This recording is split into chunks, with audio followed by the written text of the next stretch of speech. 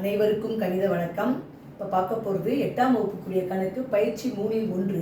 அதில் 5ல் 3வது கணக்கு பார்க்க போகிறோம். பெருக்கல் பலனை காண்க அப்படின்னு சொல்லி கொடுத்துருக்காங்க. கொடுக்கப்பட்ட கணக்கு m அடுக்கு 2 minus n into 5 m² minus n². இப்போ m² எடுத்துக்கிறேன். ஒவ்வொரு உறுப்பாக நம்ம என்ன பண்ணுவோம், பெருக்கிக்கிறோம்.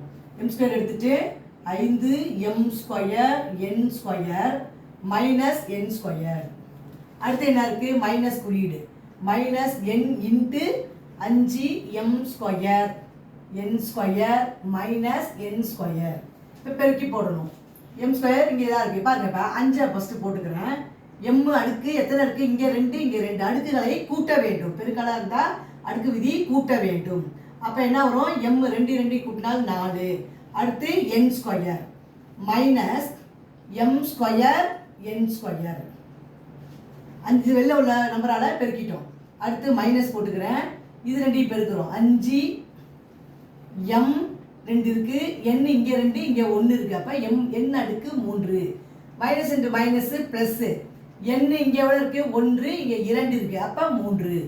அப்போ இந்த கணக்குக்குரிய விடை 5 m அடுக்கு 4 n அடுக்கு 2 minus m² n² minus 5m² n அடுக்கு 3 பிளஸ் n அடுக்கு 3.